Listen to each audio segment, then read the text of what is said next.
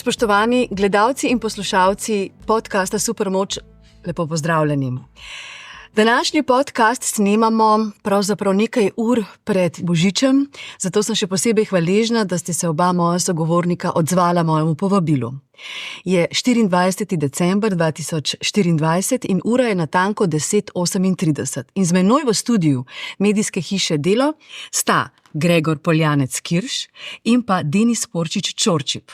Živjo, lepo pozdravljena. Predno vaju zares predstavim, tisti morda, ki vaju še ne poznajo, kratko, asociativno, supermočno vprašanje, ki pričakuje supermočen odgovor. In sicer, kaj bi se moral po vajinem mnenju vsak človek, še posebej poslovni mož ali poslovna ženska, liderka ali otrok, najstnik, naučiti od borca in od vojaka? Kakšne lekcije da borba v ringu in izkušnja v vojni, na misiji? Mislim, da vsak rab svoje lekcije ob svojemu času in siguran se lahko potegnejo kakšne smernice, kakšne premice, določene stvari lahko zavibrirajo zdaj, določene stvari se pa samo shranijo, pa ko enkrat pride čas, pa pridejo ven, pa se človek spomni, pa reče, aha. Ampak vojska, če ne drugega, da disciplino. Disciplina. Red. Postelja je po robovih pospravljena. V prostoru je urejenost. Točnost. Mislim, da vojska in pa šport, borilne veščine, se mi zdi, da se to bo Denis povedal, borilne veščine tako, kot neka disciplina, tudi dobiš notranji mir pa balans, kot pa v vojski dobiš disciplino, ki je edina stvar, ki te pripelje do nekih dolgoročnih ciljev, ker motivacija jo poganja neka notranja sila, neka notranje kratkoročna stvar ali pa zunanji vplivi in motivacija pade. Če imaš pa ti cilj določen, pa veliko lažje držiš potlej disciplino.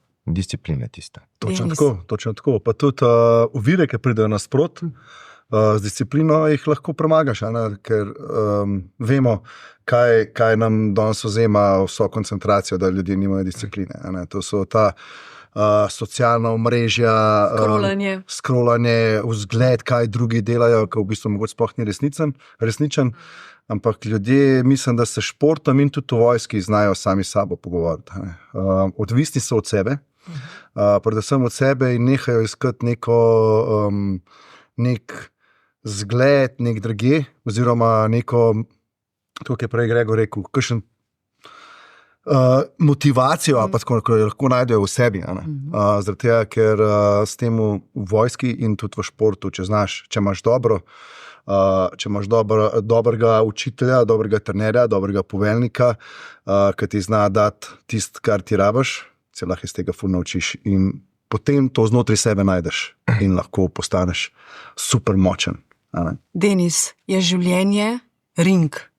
Seveda, življenje je ring, ampak ljudje skozi govorimo, kako je, jaz dober, borbam. Vsi borbamo, vsak na svoj način. Jaz sem se prek borilnih veščin naučil to, da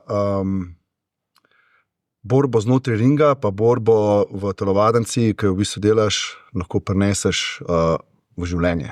Se pravi, vse tiste stvari. Pa to ni samo v našem športu, v borilnih veščinah, to je tudi v drugem športu, tudi v fuzbalu, tudi v košarki, povsod je treba nekako borbati. In izkušnje, ki jih ti dobiš športom, lahko preneseš v življenje, če si za to dosti odprta. Veliko ljudi vidi, ki nas vidi znotraj ringa ali pa znotraj kletke. To so sami agresivneži, to je pretepanje, to je kri, to je noro. Noben pa ne vidi kolesarja, ki sedi, mogoče 10 ur na kolesu, pa koliko si zmuč nog, koliko sklepe, pa tudi rici odrajo, bomo rekli po domač. In so tam tudi določene poškodbe. V vsakem športu je tako, ampak to so stvari, ki smo jih prej omenjali, to so rečemo ovire, preko katerih moraš iti. In mene nobena stvar ni bolj naučila v življenju, kot so me borilne veščine, ker sem prek tega spoznal sebe. In vse, kar sem se naučil, če sem odnehal v borbi ali pa če sem ustrajal kljub zlomljeni roki, ker se mi je to zgodilo, sem videl, koliko lahko premagaš tudi zunaj ringa. Koliko lahko ovire, ki se ti postavijo nasprot, označujejo tvojega nasprotnika, ki ga imaš v ringu. So lahko ovire tvoja target, tvoja tarča, ki jih se streliš in premostiš za boljši jutri? Kar se tiče ovir, vedno prihajajo ovire. Samo zdaj pa, če imaš ti določen cilj, pa kako pa določiti sploh cilj? Kako pa določiti cilj tisti, ki te vibrira? A se kdo usede dol, pa napiše, kaj si sploh želi v življenju? Potle je pa megla, pa ne veš, kaj napiše to. Used se za 10 minut, napiš, ne vem, kaj naj delam po redu, naslednji dan, kaj nočeš delati, pa počasi začneš delati. In ko imaš ti enkrat cilj določen iz sebe ven, pa mogoče prvi cilj ne bo iz sebe ven, in si fokusiran na to stvar, potlej te ovire, kar prihajajo not, ne daješ toliko pozornosti. Čez par mesecev se še enkrat usedeš, pa vidiš, a to sploh meni ustreza. Ampak ljudje imamo možnost se premisliti. Če ti sam sebi rečeš, lej, takrat sem mislil tako, to od meni več ne vibrira, spremenil bom kurs poti. Recimo, če pogledamo, recimo jaz, ki sem bil v vojski, ki sem imel te orientacije pa te stvari po noči, ekstremno podstresan, da bom jaz sred noči najdu točko. Samo s tisto rdečo lučko in vse skupaj. In ti takrat samo greš, a te veja udar, a padeš, a se zatakneš. Meni je bilo vse. Jaz sem samo šel do točke. Ko greš pa po gozdu, sred noči, brez baterije, mogoče malo nervozen, po zim, pa samo gledaš, čakaj, sem jaz tam kje slišal, pa te udar veja v ušesu, in te začne to boliti, pa začneš vejo lomiti, ker si je za mano, že izgubljaš fokus, ker nimaš svojega cilja. Nimaš svojega cilja. Če imaš ti trden cilj, stvari na poti, ne biješ vsako borbo, ker veš, da moraš priti na cilj. Točno to. Dobra lekcija, odlična lekcija. Čisto je v športu.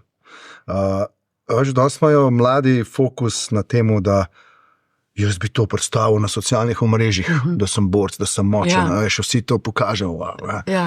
Ki pa treba res stopati nekam, iti v vojsko, ali pa v borbo, ali pa v ring, karkoli. In kaj enkrat probajo, vidijo, kako je to težko hitro odneha. Hitro si premislijo, kot si rekel prej, si premislijo, pa me stramijo na drugo pot.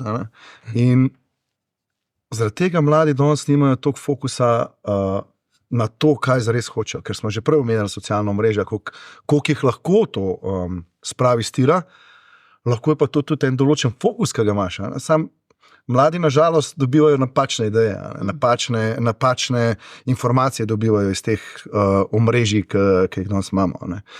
In fokus je ena najbolj pomembnih stvari, ki jih rabiš v življenju. Se pravi, da veš, kam greš, tako je prej Gregor rekel, da veš, kam greš, kaj hočeš, če tega ne veš, ti napišeš, ker boš slej prej izvedel, kaj te veseli.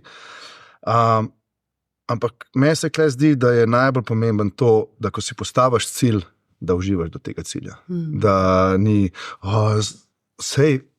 se mučimo, pa se borbamo, pa nam je težko.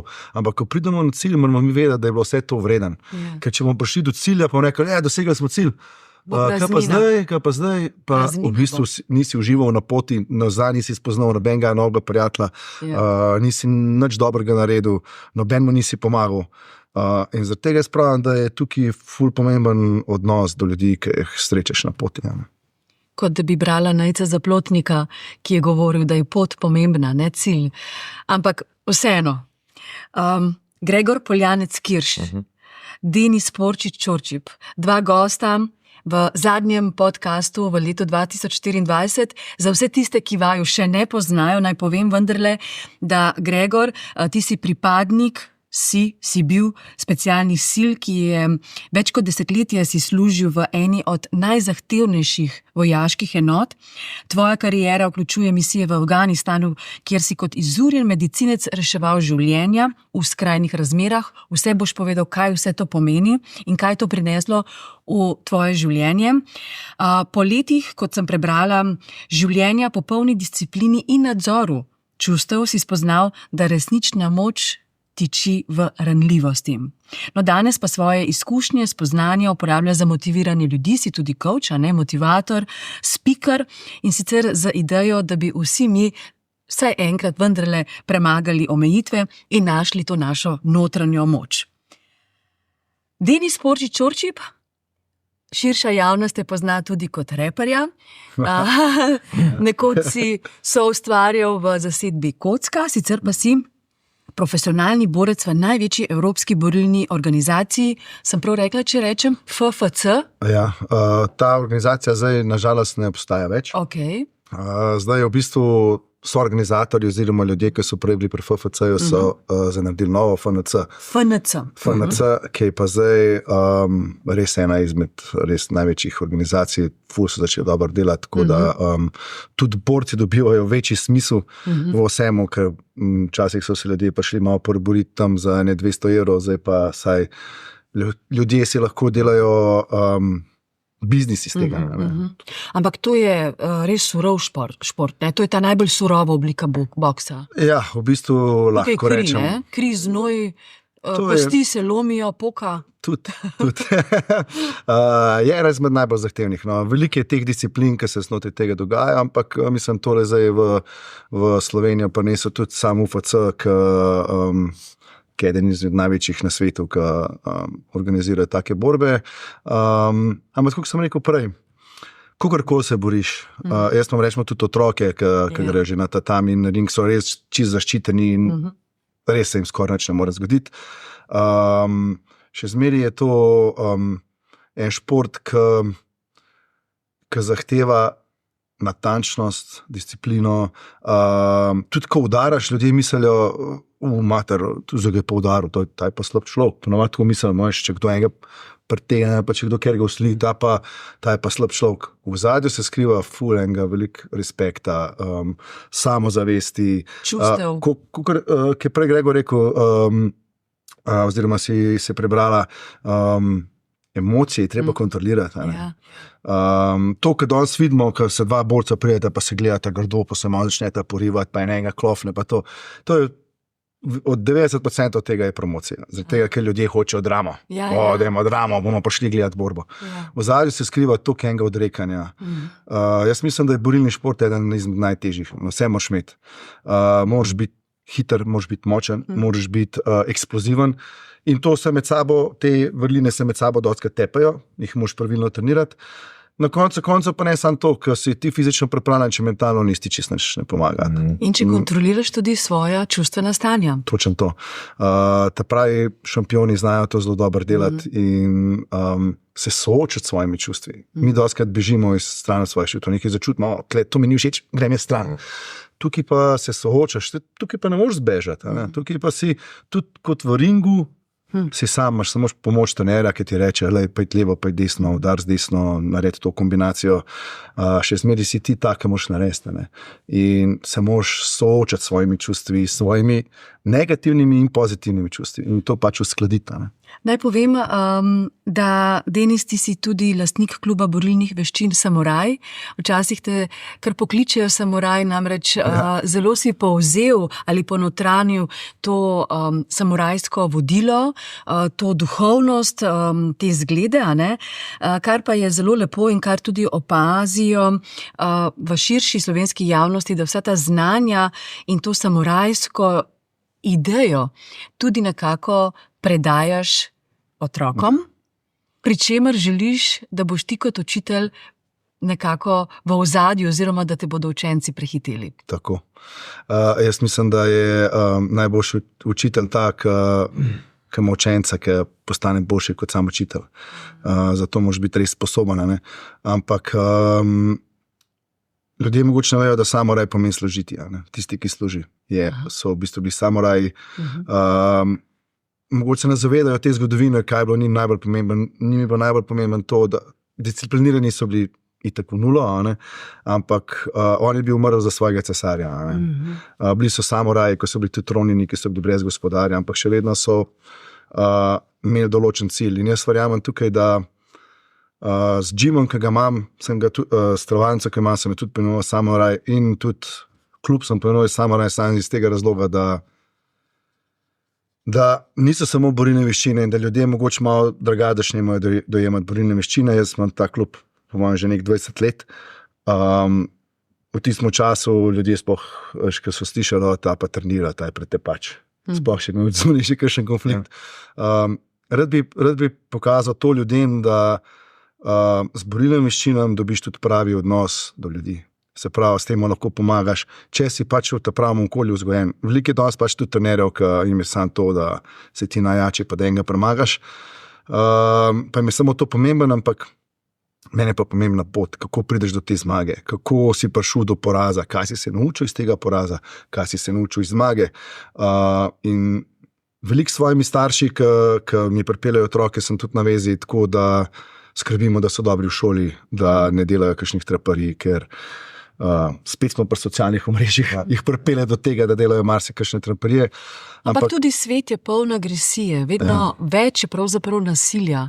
Ali nasilje, agresija pripada šibkejšim? Namreč vidva sta atleta, vidva sta športnika, vidva sta borca v ringu, bil si Gregor pravzaprav v najhujših misijah, videl si grozote, vojne grozote, pa vendarle govorite o čustvih, govorite o ranljivosti. Torej, komu pripada ta agresija in nasilje? Najšibkejšim? Mislim, agresija, nasilje, bom primer, recimo, ko sem se zvračal z Mehike, recimo, kako je to zdaj v današnjem svetu vse to je vse skupaj. Ne? In jaz sem se vračal z Mehike, pridem na Turkish Airlines in gledam film. In ustane ena ženska, ji prsa zakrijejo, Bog ne dej, da bi se ženska prsa videla. A naprej v filmu en urad prerežijo, kri začne špricati in vse. Noben problem, ne? In kaj nas učijo? In poglej, teli filmi kakšni so. Ustreli ga v glavo, špricne kri ven, to je vse normalno. To, da ti enega ubiješ, je vse normalno. Bog ne dej, pa da ene lepe ženske prsi vidiš, ki so konc koncev lepota in del narave. In tukaj se mi zdi, da je ful zamenjene, dvojne morale. In dostikrat v agresiji, z agresijo ljudje hočejo zakriti svojo nesigurnost, zaradi tega, strahove, oklep je to, oklep. In recimo, ko si ti enkrat odpreš čustveno in daš vse skupaj na plan, a je to do partnerja, a je to do ostalih zadev, ko ti ovnaš to je res moč. To je res moč. In to je težko narediti. Posebej, če živiš v nekem takmu mehaničnem svetu, a so to borilne veščine, a je to boj, a je to vojska, ker te učijo, da moraš biti ščit, da moraš biti trden, da ne smeš biti ranljiv. Ampak tista ranljivost, da ti pokažeš, ti tudi, če si ranljiv, si še zmeraj lahko trden, ampak ti, da pokažeš obe stvari, da si ti sposoben se odpreti, da si sposoben to, kar se ti nabira za oklepam, stran dati. In takrat pa začneš lahko razmišljati, pa delovati na višjem nivoju in takrat pride sreča in sprostitev v tvoje življenje. Pa tudi ni problemov za naprej. Ker veliko ljudi, rečemo, ko so preveč trdni, pa to jih začne, ker se ne znajo odpreti, so depresivni. Absolutno. Tudi, če pogledamo samo borbo kjerkoli, ali v vojski, ali v ringu, če smo non-stop napeti, jaz tudi ne bom mogel hitrega udarca izvesti. Tudi v bojišču, če boš napet, pa ne boš mogel skočiti za oviro, se skriti hiter, mogel boš biti mehak.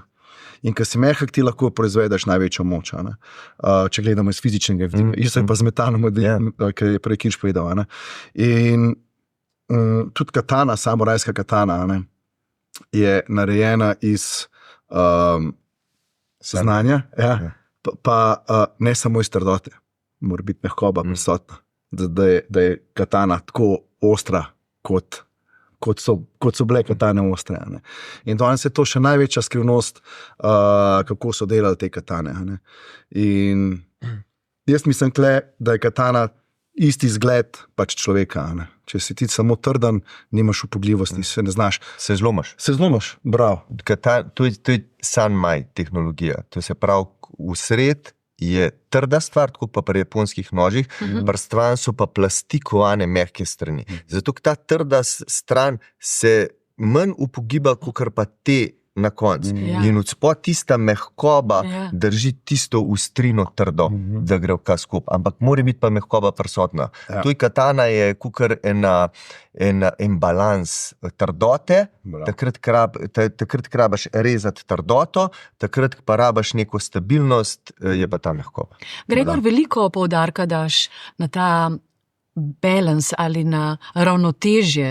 Rekel si, da potrebuješ veliko druženja, lepote, veliko dela, predanosti, ampak hkrati pa pride trenutek, kot pa rabiš odmik nekam v osamo, najraje v gore. Je to pomembno? Ja. Kar se tiče balansa, ne moramo biti skozi v balansu. Včasih je treba ven z balansa. Tako kot Denis, ki se pripravlja na kakšne tekme, ali pa če se jaz na kaj pripravljam, ali pa če imam veliko dela, greš ven iz balansa. Takrat greš, rečemo, v en ekstrem. Ampak to te pripelje eno stopnico višji. Ampak takrat se pa moraš reči, ok, zdaj pa dost, zdaj gremo pa nazaj v balans. In balans, zame je balans kombinacija 7 plus 1 stvar. To se pravi prehrana, šport, kvaliteten spanc, globoki medsebojni odnosi, a so to s partnerjem, a so to z okolico, notranji mir, se pravi duhovna praksa, povezano z naravo, ker vemo, toliko smo okrog, toliko je nekih naprav, toliko je enih energij, da greš stran, in pa življenjsko poslanstvo, ki se lahko spreminja. Naš zakaj? Naš zakaj, tako. To, kar prek Ikigaja tudi zelo dobro se da rešiti. No, pa sem pa še enega dodal, ki ga ni drugačno, to so pa finance. Finance je pa nujno potrebno, da si saj nekako finančno zagotovljen, ker če ti nimaš neke osnovne finančne varnosti, težko, da boš se poglabljal vase in prakticiral duhovnost. Zaradi tega, ker si v preživetvenem stanju. In ti boš samo gledal, kako boš zdravila dobil, kako boš recimo položnice plačal in si skozi v stresu, ne moreš iti višji, ne moreš se vase poglobiti, ker si skozi v tem stanju. Tako da ta balans je to. In določeni ljudje, če se hočejo spremeniti, no še to bi povedal. Veliko ljudi pravi, da se hoče spremeniti, ampak treba se vprašati, a ti hočeš samo nekaj, eno stvar, nek aspirin za eno stvar, a se res hoče spremeniti. Ker določeni ljudje želijo samo, da jim odleže. To se pravi, se grejo nekam pogovarjati in vzamejo tablet. Ali se pa hočeš spremeniti, takrat pa moraš delati. Takrat pa moraš narediti. In takrat pa moraš spustiti tudi svoj stari jaz, ki se ga zelo držimo. Svoj ego tudi bomo temu rekli. Ego, eden najhujših sovražnikov tega sveta, našega življenja. Ja, pa lahko je tudi najboljši prijatelj, če ga znaš, mislim, če se znaš zavedati. Tako je. Da ne upravlja ego s tabo, ampak da ti lahko narediš. Ego lahko, vse vidimo tudi te današnje borce, veliko imajo ega, ampak ta ego jih je pripeljal do dosti rezultatov, ker jim je dal velikrat dosti samozavisti, ti pa samozavist potrebuješ. Tako, kot si prej rekel, če ena stvar manjka, ne bo šlo skozi. Isto je pri treningu. Če ti manjka prehrana, pa ti narediš super trening. Ne boš. Hrana je gorivo za to. Če ti manjka spanca, ne boš dobro regeneriral. Če ne boš imel dobre regeneracije, ne boš delal dobrih treningov. In točno to, kar si prej rekel, finance, nažalost živimo v takem svetu. Nismo menihi, ki bomo lahko živeli od riža, pa bomo v enem templu, pa bomo gor. To v naših mestih, pa v vseh ne gre, v naših državah. Ampak Moraš se zavedati, kdaj je ego, kdaj te res upravlja ego, pa kdaj lahko ti izkoristiš to, da rečeš, jaz kdaj rabim samo zavest, mogoče bom malo drval, bolj tak. Vsi borci pač tako zgledajo. Veliko borcev je pa tudi že propadlo zaradi tega, ker so se potem podredili temu ego. Ko so že nekaj dosegali, pa pol je bilo vse uživancija, pustimo vse uživanja, ki pridejo sprot, pa alkohol in te stvari. In velikrat taki pa tudi zelo, ko so visoko, zelo tudi nizko padajo, zaradi tega, ker se prepustijo pač tem stvarem, pozabijo na to, pozabijo na disciplino, ki je skozi pomembna. Če hočeš visok ego vzdrževati, rabaš ekstremno veliko energije porabaš, ker skozi moraš delati. Ja, ne, jaz sem vsako borbo greš in zgubljaš ful energijo. Ja. Vsako borbo greš. Če pa to spustiš, ti bo včasih v redu. Moraš vedeti, katero borbo hočeš. Če si na vseh frontah, se boš samo izčrpal in ne boš imel časa za tiste pomembne stvari, ki so res pomembne za tvojo prihodnost pa za tvoj življenje. Vajna karierna pot, vajno življenje, na vse zadnje, če sem lahko tako zelo fizična, tudi vajna fizična podoba, vajni telesi izražata, da sta prestopala tudi meje, da sta vlagala veliko količino napora, predanosti, dela, truda, vzdržljivosti, skratka, super junaka sta pravzaprav, ampak me zanima, koliko pa taka bi rekla arhetipa, kot sta videla pravega moškega, v resnici pa vodi neka največja sila tega sveta. Katera pa je to? Ljubezen. Ja. Vse v bistvu je. Ja. Ljubezen je. Koliko je za vaju ljubezen kot ultimativna največja sila, zaradi katere se lomijo kopja, zaradi katere se zgodijo prelomnice v zgodovini človeške civilizacije, podpisujejo težko kategorne poslovne pogodbe, koliko je ljubezen vajino vodilo? Ljubezen je v bistvu na večjih področjih in vse. Zdaj moramo pogledati, a je to ljubezen, a je to posesivnost. Prva stvar, ljubezen do sebe, da ti lahko sam funkcioniraš, gre zdaj na partnerstvo malo, da ti lahko sam funkcioniraš in da si dokaj samo sebi zadosten, da ne iščeš boljše polovice, ker če jaz rabam boljšo polovico za to, da je srečen, je velik pritisk na boljšo polovico. In poj ni neke sproščenosti. To je prva stvar. Torej, in tudi ne moreš dati, če ti nisi poln, ne moreš dati. Če prazen prideš v odnos, ne moreš dati. To je prva zadeva. Druga zadeva, kaj je sploh... A lahko, Gregor, temu damo še enkrat akcent? Namreč ljudje iščemo sorodne duše, iščemo nekoga, ki nam bo neke naše vrzeli zapolnil. Jaz se s tem absolutno ne strinjam. Jaz mislim, da človek ob tebi more dodati tvoji celoti. Absolutno se strinjam. Tako.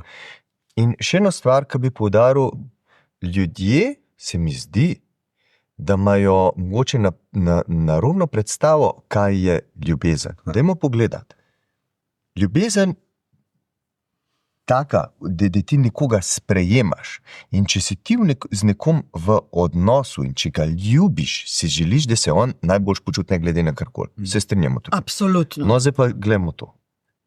Jaz pravim, recimo partnerici, ja, ljubim te, ti si meni največ na svetu vse. Pa partnerca reče, lej, jaz ne bi bila več s tabo, adijo. Katastrofa. Pa.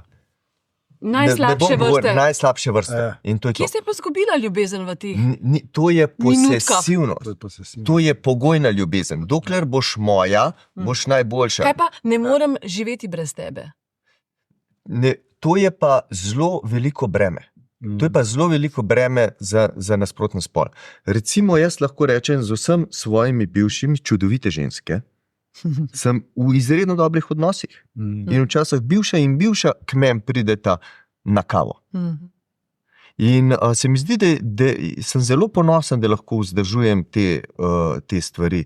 In ker to so bili, tudi moje bivše, ne glede na karkoli, to so bile, jaz sem z njimi bil. To so bili del mojega življenja. To so bili del mojega življenja. Jaz sem delil svoje življenje.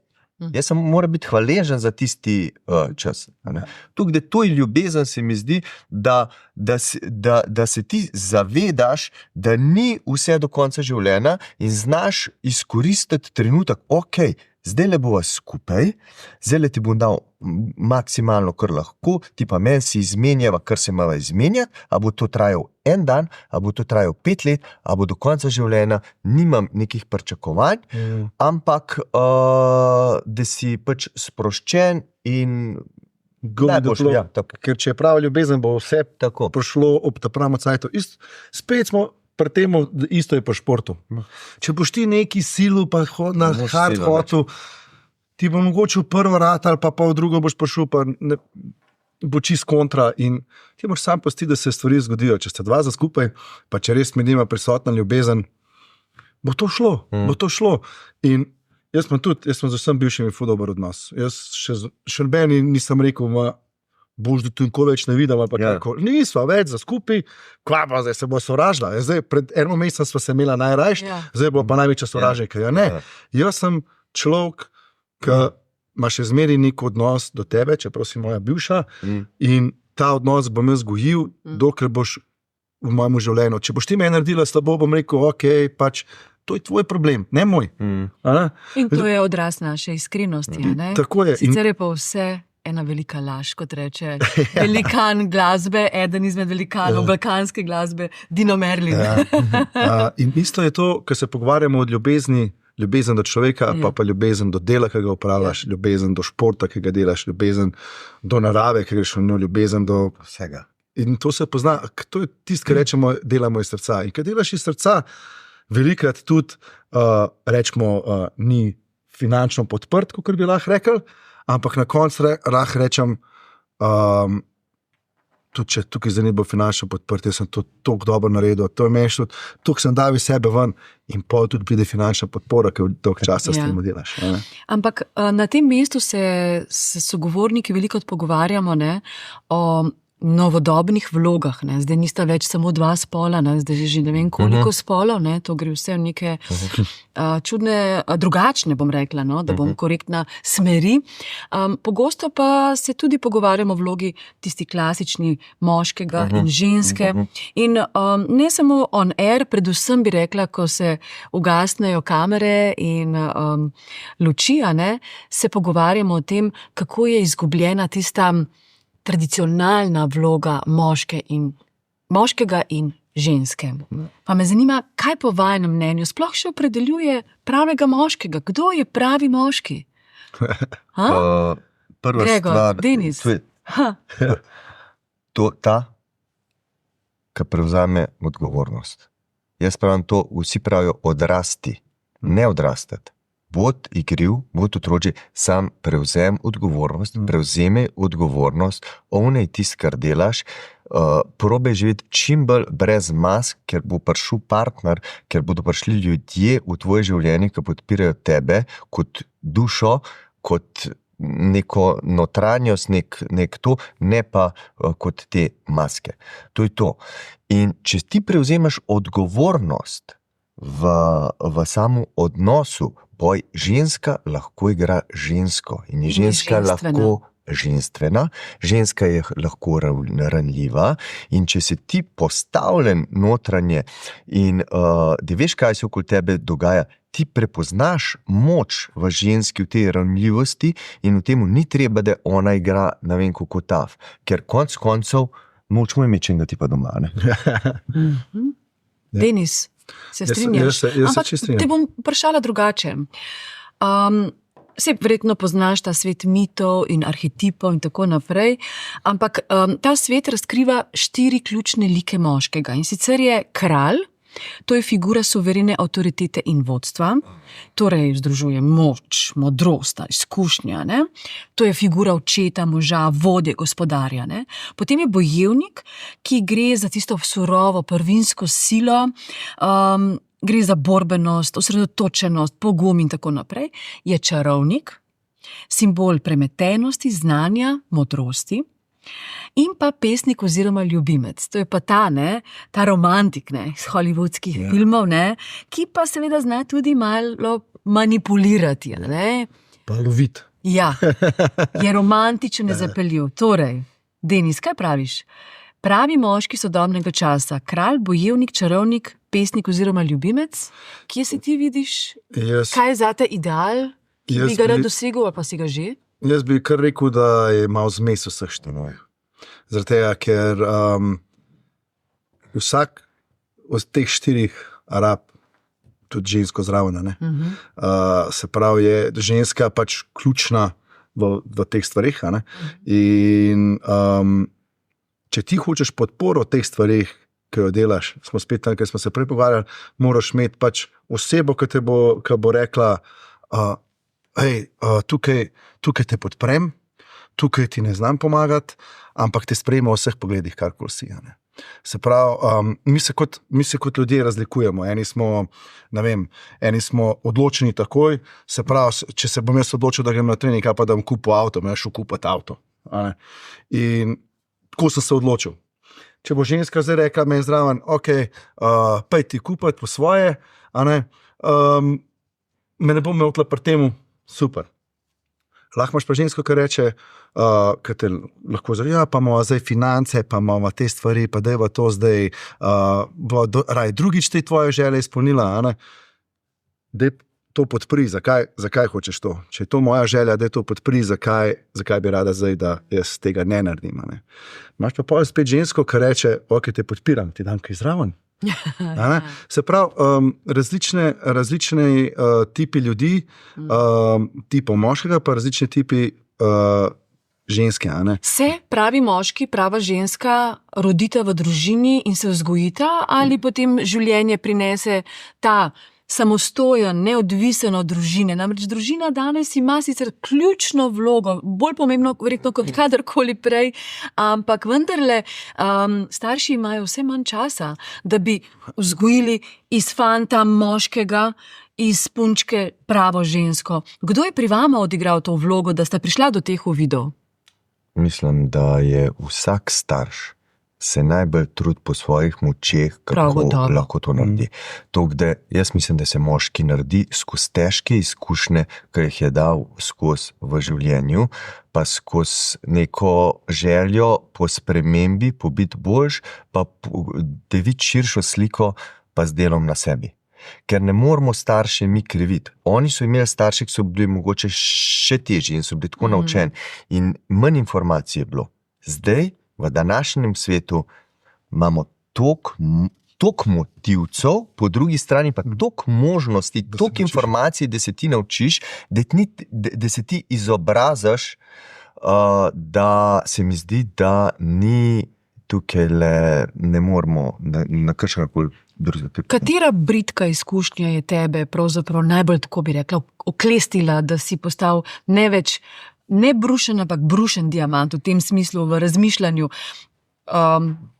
Zelo, zelo poglobljeno učenje, namreč ti si opravil ogromno izobraževanje, ima za sabo. Ali to odrezana noga, ki si jo moral vreči v smeti sredi vojne vihre? Tako bom rekel. Porod? Ja, ne. Dvakratni si opravil, a ne? Jaz, ki sem delal medicino. Mislim, vse te stvari. Se pravi, ko sem šel v specialne sile, se je začelo težko usposabljanje.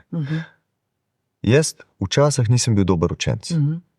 Nisem imel fokusa, nisem imel cilja. Tudi angleščino nisem dobro znal. Jaz sem šel v Ameriko študirati te stvari. Wow. In jaz sem bil, ta prvi dan, ko sem prišel, ker sem bil depresiven, sem dal dol rolete in sem cel dan samo ležal, ker sem dobil token klik. In takrat sem se na pamet vse učil, da sem izpite lahko delal. To je bil ta prvič. Kaj študij bil to že? To je bil neki osnovi za medicino. Pa sem šel pa na tega težkega za medicino, se pravi za Special Forces Medic, Fort Bragg. Tam pa tudi so ljudi take zbirali, ki so bili in Stanforda in z vse, ki so pa na noter prišli. Tam sem se pa že pred izobraževanjem sem se začel učiti, pa sem se pa samo učil. Samo učil. kar sem imel tam teh stvari, te porode, to sem užival, ko sem delal in porode in konec koncev ginekološke preglede in ne vem, otroke šivati in uživljati in lažje operacije in te stvari. In Brutalno, ne? mi to prišlo prav v Življenje. Afganistanu, recimo. Ko sem delal v Afganistanu, medicino sem delal brez čustev. To se pravi, prišel je noter človek, mu je visela noga stran, sem vzel nož, odrezal, dal not, tak. In nisem od tega nikoli sanjal. Ni me to ni. In te situacije, ki smo imeli, ta zadnjo misijo sem pa delal z ameriškim specialnim silam, sem pa delal te high risk arrest, pa vse te ostale zadeve, se pravi to aretacije teh, dajmo reči, teh nepridipravov. In te streljanja in to jaz nisem sanjal. Najbolj sem sanjal stres na usposabljanjih. In jaz sem imel ta, dajmo reči, posttraumatski sindrom, ki ga imaš lahko od šole, od kjergakoli, ni to samo za vojske.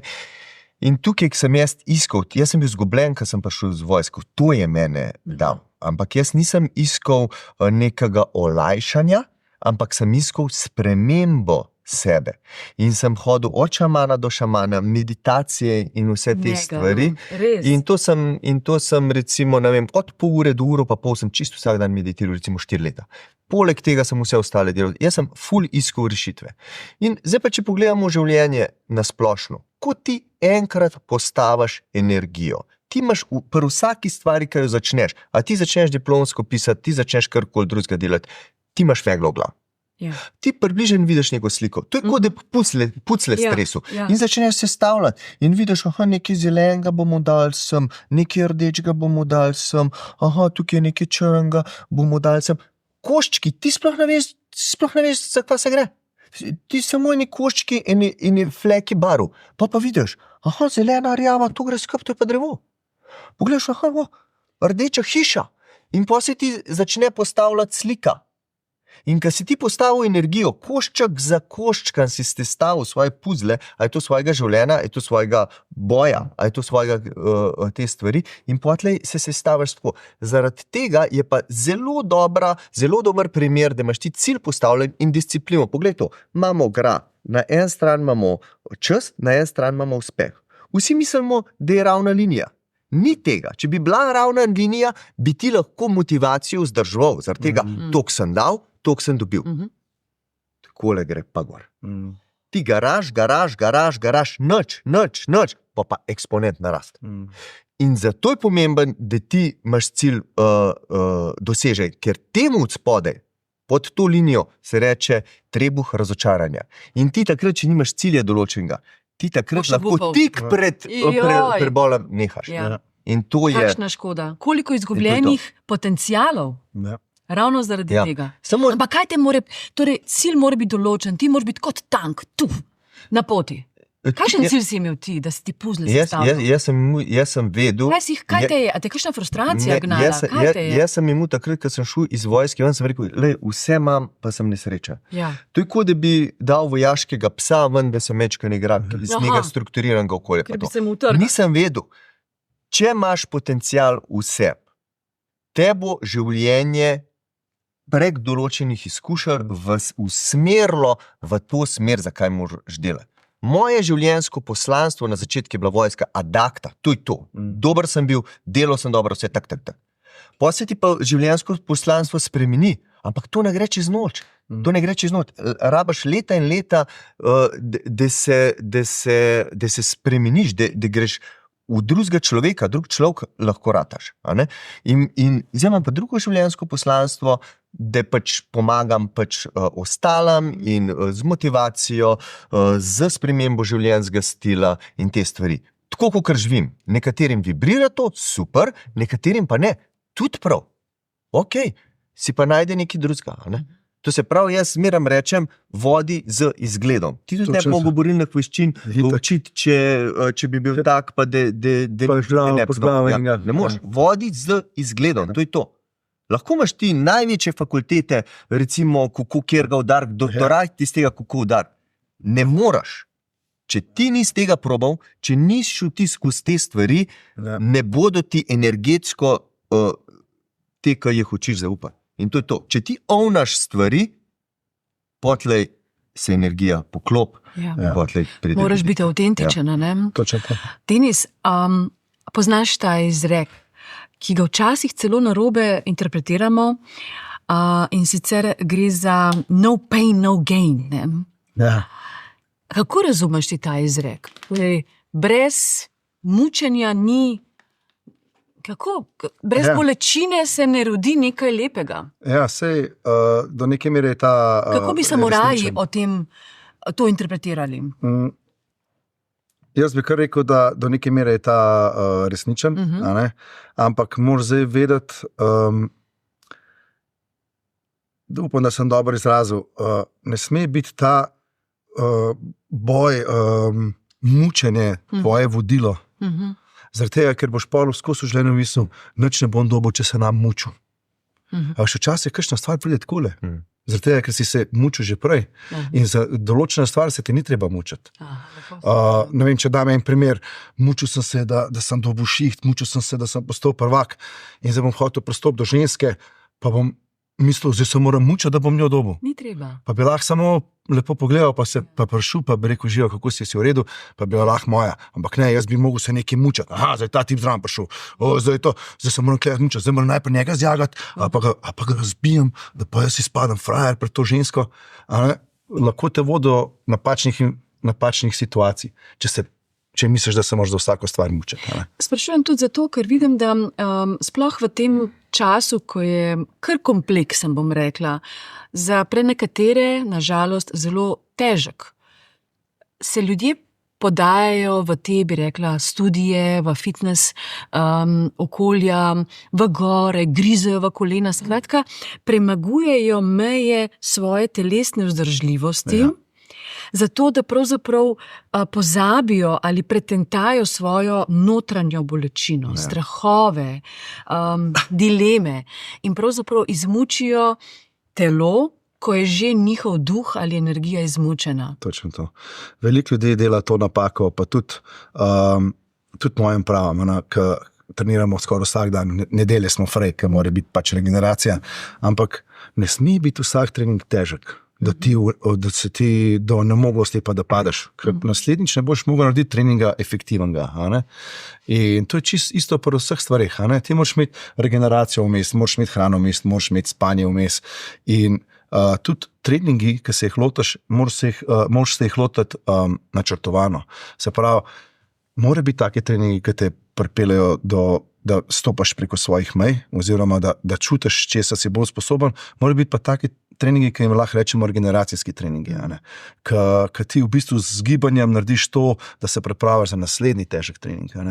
In isto je z mentaliteto oziroma z miselno pripravljenostjo, z coachingom, mentalnim coachingom in tako naprej. Ne sme biti vsaka situacija čisto stresna, zdaj se zavedam tega. Moš imeti ene take, ki uživaš, pa rečeš, saj drugače svet lepa, ne. Pa pozabiš malo na svoj problem, pa se pa spet vrneš k svojemu problemu. Tako da mora biti prisotna bolečina, mora biti pa prisotna tudi tisto, da veš, zakaj se trudiš. Da rečeš, tako se bom počutil, če bom vsak dan boljši, mogoče se bom še boljš počutil. Če imaš pa ti non-stop neko bolečino, pa to boš odvisen od te bolečine.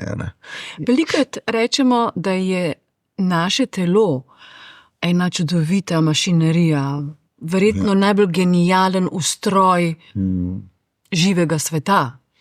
In kako pozabljamo nanj in kako ga ne poslušamo. Kako bi vidva lahko interpretirala, da je telo naš najboljši sporočevalec, naš najboljši zaveznik, kar jih je? Ja, res. Telo ni samo mašinerija, ampak je veliko več. Ker če ti združiš in telo, eden od drugega sta si odvisna. Telo je najbolj pomembna stvar v našem življenju. To je edina stvar, ki imaš od začetka do konca življenja. Zdaj pa poglejmo to. Eni samo fizično delajo in ne mentalno. Poglej, kaj se s telesom dogaja, če gremo na hiter razložim, kaj je stres. Stres je super za telo, če je kratkoročen. Če je dolgoročen, je slabo. In poglej, kako se mi pod stres dajemo. Dejansko, kako misli vplivajo na telo. Mi dva greva po gozdu. Vidiš vejo, se ustrašaš, ker je kača. Kaj si naredi s tvojim telesom? Adrenalin. Zenice se ti spremijo, koža ti rata bolj odporna, bronhiji se ti razširijo, žile grejo skupaj, sladkor ti gre v kri, da si bolj odporna. Imunski sistem se ti ustav. Mišice ratajo bolj sposobne in te stvari. In kakšen vpliv je to na telo, samo z mislijo. To, da je zelo povezano vse skupaj. In mi včasih mislimo, da živimo zdravo, ker športamo, zdrav jemo in zdrav spimo, zanemarjamo pa notranji mir, medsebojne odnose in vse ostale stvari. In kaj vsi iščemo? Vsi iščemo samo mir. Samo, da si miren, da si v stanju brez nekega dolgotrajnega stresa. Ker kaj ti stres naredi? Stres te pripravi za trenutno preživetje, če pa to trenutno preživetje skozi, pa zanemarja dolgoročno preživetje. To je pa prebava, imunski sistem in vse ostale stvari. Tako da telo je zelo dober stroj v kombinaciji z našim softverom, z našim umom in če imamo tukaj neko sožitje, potem lahko zelo dobro živimo. Ja. Pa zelo dobro se tudi pripravimo. Ja. Isto je, to si zdaj tako lepo povedal. Rečemo, ljudje se ne zavedajo, športniki, za kva grejo nekam drugam na priprave, pa za kva gre popoldne spat za 2 uri, pa sem mu nekaj rekel, pa je bil čisto živčen, da ne bo tega delal. Jaz sem imel najboljši primer, ko sem se pripravljal za borbo. Jaz sem mogel sam delati treninge, tudi sam sebi sem bil trener. Nažalost, takrat se še nismo toliko poznali, da bi si med sabo pomagali. Imel sem kakšno pomoč, pa to, ampak mogel sem vse večinoma sam narediti.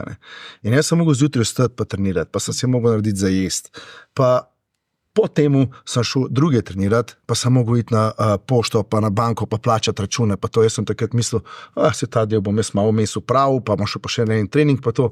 Kaj se meni zgodilo, ker sem šel na borbo? Jaz sem zamahnil, meni je šla rama ven. Zdaj, kako je to stvar? Jaz sem treniral kot norc, jaz sem treniral, res sem bil pripravljen, delal sem treninge skozi, koliko je treba. Ampak jaz nisem imel tega kratkoročnega stresa. Trening, 1 uro do 2, spat, spat, se zregeneriraš, stresa ni in pa imaš spet stresen obdobje treninga. Tak pa tak trening. Ne, da ti delaš še milijon stvari zraven, kar je pač danes današnja družba. Vse imamo, to te zbega, telefoni te zbega, če greš na kavo, ne moram račune plačati, moram to, pa tudi če greš samo na kavo s prijateljem, to je tudi določen stres. Zaradi tega, ker imaš neko odgovornost do drugih, grem na kavo, ti, ki si enkrat v tem obdobju, da se pripravljaš na borbo ali pa da greš nekaj na misijo, fokus mora biti 100%, ne samo 100%. Večkrat smo omenili ta fokus, osredotočenost, ampak vendarle, Denis, ti greš v ring, teb lahko odleti zob, teb poči arkada, se izpahne rama, skratka, to so strašljive bolečine, si predstavljam. Ne? Ti si bil v središču najbolj krute manifestacije človeka, nasilja, vojne. Kako pravzaprav upravljata s strahom? Vaju ni strah bilo, predno si šel na misijo? Kaj pa če? Tebe, ko greš v ring, kaj pa če? Namreč, kaj sprašujem, ker bi rada iz teh vajnih odgovorov dobila eno lekcijo, ko tisti, ki nas poslušajo, predno stopijo pred recimo kolektiv, so lideri, so odločevalci, so lastniki podjetij, morajo sprejeti odgovornost, morajo nastopati. Skratka, preganja jih strah, ne spijo, overtinkajo. Kako sta vidva to premoščala, ta strah? Ali ga boste zanikala, da vaju sploh ni bilo strah?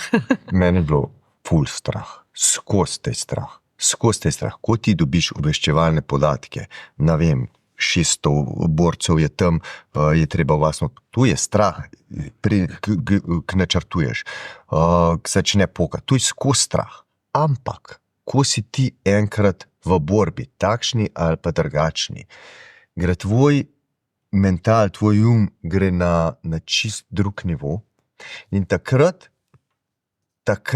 imaš drugačno energijo, drugač delaš, kot da bi se vse mečken ustavilo. Takrat ne čutiš bolečine, ne čutiš strahu, ker nimaš časa se smeliti samo sebi.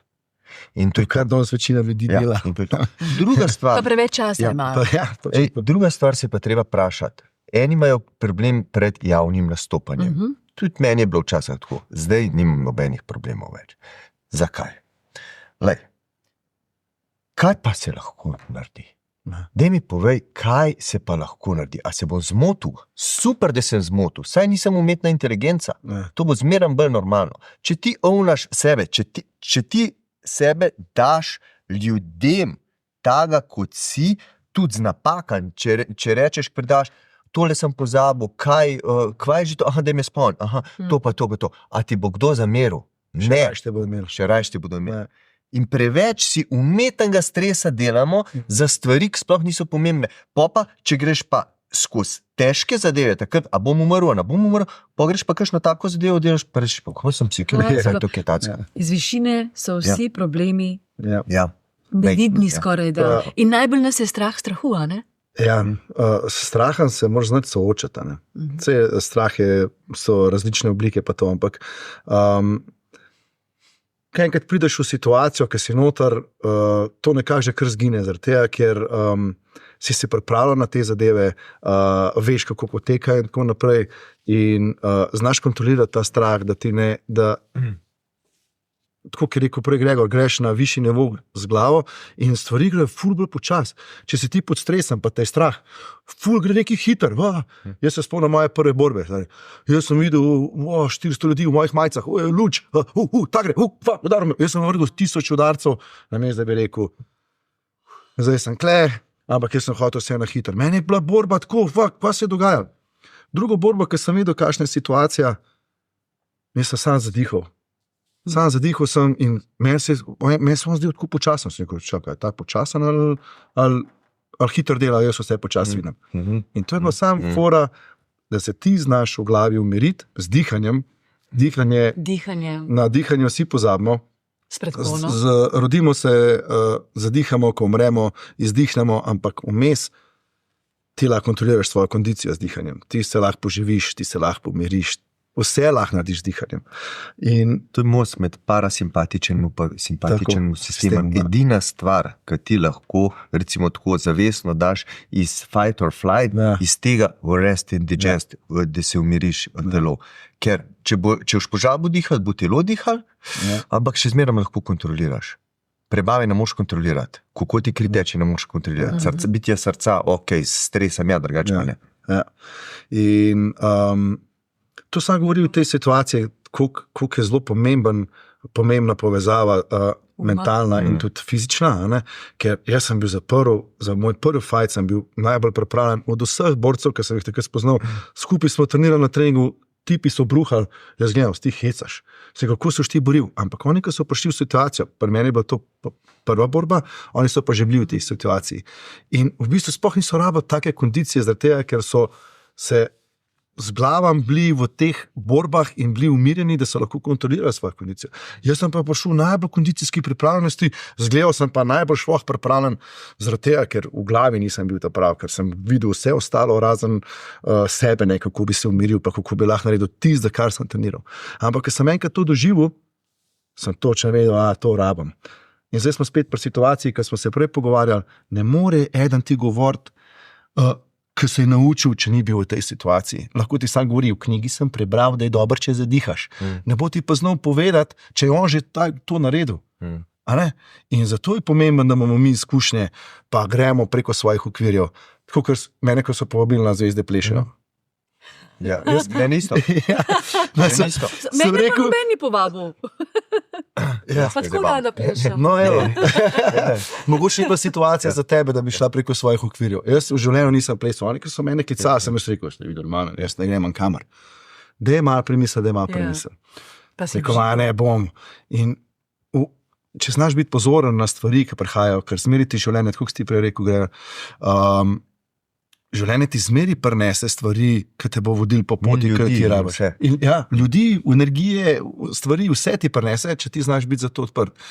In en dan po tem oklicu, jaz grem nekaj gledati, sploh ne vem, kaj sem gledal, in vidim enega boksera, ki je rekel, da gre zdaj plesati, da so ga povabili, sem rekel, da ti mene hecaš, stari. Mene so včeraj klicali. Ja. Signali. Tako. Ja. In sem rekel, in on je takrat rekel, zdaj bom malo pustil rokavice in se bom sprobal nečem drugim, ker vem, da mi bo, da bom šel preko svojih okvirov in mi bo koristil. In jaz rečem, čak, zakaj sem jaz zdaj ta posnetek dobil? Oni mene kličejo čez par dni, sem rekel, jaz grem. A res? Ja, grem. In ko sem prišel prvič plesati, jaz sem bil čist trtan, sploh nam govoril, ampak je bilo dobro to, da sem imel, jaz v življenju nisem imel trenerja, ki bi bil skozi prisoten, pa bi mi pomagal, tukaj je bila to Martina. Jaz sem sledil vsaki potankosti, kar je ona rekla. Jaz sem vse sledil, meni je bilo toliko dobro, ker sem imel svojega trenerja. Ona, če bi meni rekla, zdaj salto naredi to mes, bom salto naredil, čeprav ne znam, se bom naučil. In jaz sem ful dobro funkcionirala. In na koncu vsega sem jaz preko plesa dobil stvari, kako jih lahko kombiniram v borilne veščine. Kako lahko premaknem bob, kako lahko zaščitim ramo, ker se tega nisem v borilnih veščinah naučil, kako sem lahko bolj fluiden. Se eni grejo balet trenirati, recimo za balans, za take stvari. In jaz sem ful bolj spoznal še svoj telo, ki je ona meni rekla sprost boke. Ja. Pa sem jaz rekel, si sproščen, ma kva je s tabo ti strd, kam? Skoro, nisem trd. Ker sem jaz pogledal posnetke po enem mesecu, kva je zares biti mehak. In ker sem jaz to začutil, sem rekel, jaz moram to prenesti v borilne veščine in to učiti ljudi naprej. Ne plesa, ker ga ne znam tako dobro, ampak to sem se naučil v plesu. Če jaz ne bi šel preko svojih okvirov, jaz ne bi bil boljši trener. Življenje je povezan med sabo, vse je povezan med sabo. Disciplina tukaj, tam, načrtovanje poslovno, vojaško, ples, sproščanje, vse. Tu je tak mozaik vsega skupaj, da ja. Denis, Gregor, kakšna širina. Wow. Jaz sem resnično presunjena nad vajnimi razmišljanji, uvidi. Niso učbeniške, so odraz vajnega življenja. Verjamem, da tudi kakšne bridke izkušnje. Sama nisem po Jusu, sama veliko berem, ampak nisem po tabelci kljukca, ampak bom za konec, ker je tak čas in ker tako v tej smeri pravzaprav razmišljata, bom vprašala glede na Martina Kojca, ki je napisal Učbenik življenja. Zame je pač to ena knjiga, ki jo vedno znova berem in večkrat sem jo že omenila v tem podcastu. Namreč on je zapisal, da je človek srečen, če zaupa višji sili in ne izsiljuje svojih sanj. Pa me za konec zanima, dva močna človeka, ki dokazujeta, da ni moč samo v mišicah, pa vendarle mora biti, ne? Tudi. Za premagovanje življenjskih izzivov, v končni fazi zato, da lahko tudi udobno sedimo, kajti če je uničeno telo, nenatrenirano, tudi težje sedimo in opravljamo tako delo, ne? Ampak tudi ostrina duha in čustev. Kaj pravite na to, kar je Kojc zapisal? Ta prvi ples, ki sem ga plesal na Zvezdah plešejo, je bilo tango, nekdo zahteven tak. Poln gledalcev, cela Slovenija tu gre v živo, ne? In jaz sem samo zadihal in sem rekel, Vesolje, daj mi tisto, kar moram dobiti. Ja. In dejansko, če si ti pomirjen sam s sabo in da daš maksimalno od sebe v stvari, ti nikoli ni treba biti neroden. Prideš kjer, maksimalno sem dal. Tukaj sem, evo. Pa nikoli ti ni ležal. In to je to. Ja. In ja, višja sila, če ti delaš, če ti postaviš energijo, ti bo Vesolje pomagal. Če si v vlogi žrtve, ti Vesolje ne bo pomagal. Ga zablokiraš. Tukaj si, zdaj le, kjer si. Zgodil se je to, kakšni so, kako zdaj naprej. In vse izkušnje, ki jih imaš, vse dogodki, če ti dogodku daš neko emocionalno vrednost lahko rata travma, če pa nadaš, pa rata doskrat modrost in se z tega kaj naučiš. Slab spomin, Ja. ki celo zbledi. Ja. Modrost rata, modrost učiš se. Ja. To se ful dobro povedal, ker znanje pa modrost je razlika. Ne? Znanje lahko imamo, pa ga ne uporabljamo. Modrost je pa znanje, ki ga uporabljamo. Tako, inteligenca je pa tudi to, kako boš ti, ne a si ti doktorat naredil, kako boš te informacije pretvoril v neko drugo stvar. Res je. Ostala sem brez besed. Jaz tudi. Mislim, malo jih še veliko zapira. Ja, malo. Sam to reči. To, kar sta pripovedovala v tej slabi uri, je zgodba o pogumu, pravzaprav o nas ljudeh, o tem, kako pravzaprav moramo samo malce dati akcenta na notranji razmislek, pa na odločitev za pravo stvar. Kajti tisto, kar nas dela dobre, je samo stvar odločitve. Uporabimo dobro besedo ali slabo, lepo dejanje ali grdo dejanje. In na tem mestu velikokrat rečem, da supermoč je privilegij super fantazijskih junakov. Ampak tukaj nasproti mene, če sem malce tako božično novoletna, navdahnjena, sedita dva super junaka. Strumno, veselo in pogumno in srčno po tej poti, ki sta si jo začrtala. Mislim, da smo spisali ali povedali eno lepo božično novoletno pravljico. Hvala lepa. Zdaj pa vaju puščam v ta lep čas. Lepo praznovanje vama želim. Veliko zdravja, radosti, notranjega miru in vse dobro na vajni poti. Srečno in hvala lepa. Hvala, Ranko. Pa vsem poslušalcem vesele praznike. Hvala.